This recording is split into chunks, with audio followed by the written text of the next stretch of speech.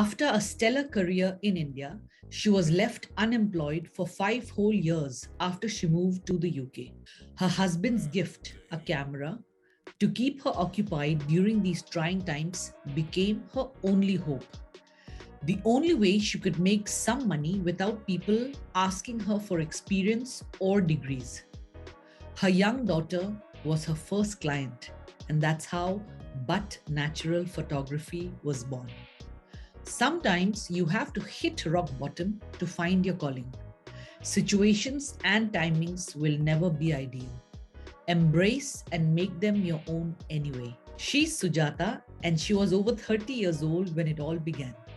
6 years on, and she's a multi award winning children, newborn, pregnancy, and family photographer, and she's taught photography in over 20 countries across the globe. It's never too late. Follow your passion and watch where it takes you. Please welcome Sujata all the way from the United Kingdom. If this is your first time at Candid with Candy, I'm Candy, your host for the show. I hope you enjoy, and don't forget to like and subscribe. Who do we have here today? Sujata, I mean, it's been, I think, 20 years. You still look as lovely. So, thanks so much for inviting me. Photography almost came to you by accident. I think that's the best way to put it. I know for sure that in college when we were together, both our interests were similar and in completely different fields. Though creativity was there. So I think creativity has been the base, right, of what you've been doing all these years. Having said that, I think I never thought that photography is something that you do. And now you are one of the famous names in the world. Photography, actually, that's true, just came by. I was in India, I was a radio jockey, really enjoying my life in Bombay and totally just living the way I wanted life to be for me. And then I was like, all of this is so perfect. Yeah. Like I need some kida, something needs to go wrong. Na? Otherwise, there's no maza, no joy in life. So I was like, okay, about time, maybe I'll just get married. That'll be fun. That'll add some change to the whole milieu. So I started looking for a guy and I fell in love with my husband. And he lived in the UK. And the amount of confidence I had in me at that time, coming from a girls' college, always, working towards building my own identity, never depending on anyone. So I was just a very confident person in general. So I thought, what's the big deal? Yeah, UK, India, it's all the same. Once I move to UK, I'll be a superstar there as well. It doesn't work like that. And I had never traveled out of India. I had never traveled out of India until then. So I didn't even know that, world outside of India can be very, very different. For me, world was India. So once I got married and came here, it was so different. I didn't get a job. All my education, all my qualification in India just became null and void here essentially because radio jockeys don't have any specific skill sets, right? I mean, and here in UK, skill sets are very, very important. Even for an admin job, you need to have a proper admin qualification. So I did my master's here. After doing my master's here, I was supposed to apply for jobs and send CVs. I didn't get a job for the first 5 years of being married. Put me in a very dark space. 5 years? Yeah, full 5 years. And you were actively looking for 5 years? Yeah, I was. Every single day, I would wake up to like a million rejection emails. At one point, I got so frustrated that I started writing my cover letter with this line saying, I am going to be honest to you. I have been applying for a job for the past 4 years and you cannot expect me to answer as to why I'm dying to join only your company. The truth is, I'm just dying to get a job. I actually wrote that in an email to somebody. Obviously, I didn't get that job either. So I called up a friend in US and she said, have a child. That will solve all your problems. You will not be depressed anymore. You will have a purpose in your life. Just have a child. So I was like, that seems like the easiest solution for all my problems. So I got Sumit my husband to get onto the job that very night. And and I became pregnant. And I was like, okay, super, this is going to be perfect. I'll have my child, everything will be resolved. So those 9 months of pregnancy were awesome. And in between of that, Sumit got me a camera. So when my daughter Ayat was born, I just realized that there is no running away from crisis anymore. You know, my solution to deal with any crisis in life was to just run away, enjoy my time somewhere else, get a break, come back, bury the crisis under some place where I can't see it, and start living my life all over again. But once you have a child, you can't do that. So that really threw me into a very, very deep and dark space. Emotionally, I was totally gone. And the only thing that kept me happy was actually to take photographs of my daughter. So I started photographing her. And that's where I started realizing that my language or my way of communicating with the world is changing. I am enjoying communicating with the world more by way of sharing my images versus actually just talking, So ever since then, it just naturally happened, and I started taking on clients, and it became a profession. So when you say, you just picked up the camera, obviously that was at a very amateurish level, right? Yeah. Because you were just, figuring it out yourself. But how did you even know that, you were good at it? I mean, actually, I didn't. I was just a very deep down inside, I was just always a creative person. Always. Remember when I was a kid, I used to keep insisting that my parents put me in an art college because I wanted to become an artist from day one. But never happened. So I just took her pictures and I would just share them on Facebook. And people just started messaging me saying, such great images, you're so good, you're so good. And I was like, okay, maybe I'm actually really good, And around that time when Ayat was around, I think 7 months old, my mom fell terminally ill and I had to go back to India. And I was here, I was cradling a little baby.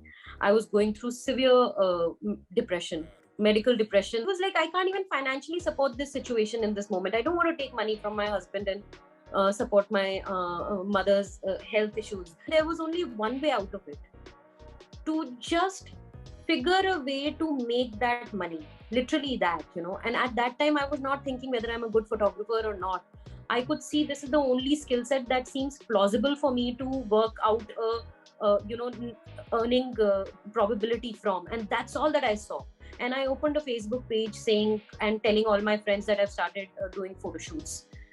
Literally, it was a do or die situation. Either I remember that day vividly. I was sitting in my mother-in-law's house in Delhi, and I was sitting next to the window on the dining table, and I thought to myself, either I jump out or I rise above. Wow. So without really having any formal training in photography, you started a page and you started inviting people for photo, the sessions. And you actually started getting clients. There will always be an audiences who are looking for something really cheap and quick, So that's where my audiences, that's where my client base started, which is why also I just literally came up with the name of my business brand on a whim.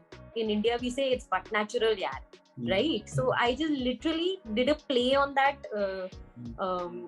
phrase and created my brand But Natural Photography without ever realizing that it'll take off. So I mean, that's something if people who are enthusiasts and want to get into photography, they should start by doing like very reasonable photo shoots so that they can build their client base. No, that makes absolute sense. Monetizing your passion, I think, is a very difficult thing, right? And not many people have the luxury of doing it. According to you, how do you balance your passion versus making a living? Or can your passion actually make a living? It's a very good question, Candy, and it is also a very difficult balance to maintain. I mean, because you're so passionate about something is why you do it. But when that passion turns into profession, the excitement, the love for that activity just goes away, because then your target is something else. When you're just doing it as a hobby, as a passion, you're doing it to satisfy or whet your soul from somewhere inside, right? You're just doing it for yourself. But when you do it as a profession, you're actually doing it for your clients. It's completely different, and it's very difficult to manage that emotionally as people. See, to monetize it, I personally feel in the social media era is not very, very difficult now. I mean, you would see even basic people who have been cooking from home have started putting videos on YouTube with 11 million views. So I personally don't feel in the social media era, it is difficult to monetize your passion. But yes, to maintain that fine balance between when the passion walks out of the door and you're like, damn, I hate doing this job, that is difficult. So you need to continuously, even while taking on your clients, you need to continuously also keep some time aside to do follow your passion truly as your passion, whether it is photography, whether it is being, I don't know, being a teacher, whatever. Just do some bit of it just for yourself without expecting any monetary returns out of it. Do you Oh, do? oh yeah. I mean, in fact, funnily, my profession has actually taken that sort of a turn, because when I started doing photography, I was only taking on photo shoot clients, family photo shoots, newborn photography, maternity, pregnancy photography. So I used to only take on these kind of clients. And then I realized after like 6 or 7 months, I started feeling even more frustrated, even though I was getting money in the bank. I was like, what am I even doing? Why am I photographing these people? I don't enjoy taking these pictures. And I don't enjoy it when they tell me how to photograph them instead of letting me direct the shoot. So then it just really led to a lot of frustration. Started showing in my work. My work started to go down as a result. So that's when I decided that I'm going to keep 15 days in a month to only do shoots, create shoot ideas, and decide what is it that I want to create, what is it that I want to do. I kept 15 days in a month to only do those kind of shoots, and from which I was not expecting any result. I would do the right model calls, I would create the right scenarios, I would get the right clothes which I like, which fit into my visual narrative. And that's the work I started posting on Instagram and Facebook instead of actually posting my client work. You'll see very little of my client work on Instagram and Facebook. When I started doing that, that's when I started getting messages from people asking me, do you teach photography? Do you teach photography? Because when you truly, I know it's a cliche. People tell me so many times, and I used to be like, what nonsense, yeah. They would say, follow your passion, money will follow. But that is so damn true. Just follow what you truly love doing, and money will literally come on its own, literally. So now I have just two sides to my business, where I take on my regular clients and I give them exactly what their dream is, what they want on the walls of their house. And then I spend time doing what I love doing, from where I actually get my students. My students get attracted to my personal projects. Yeah.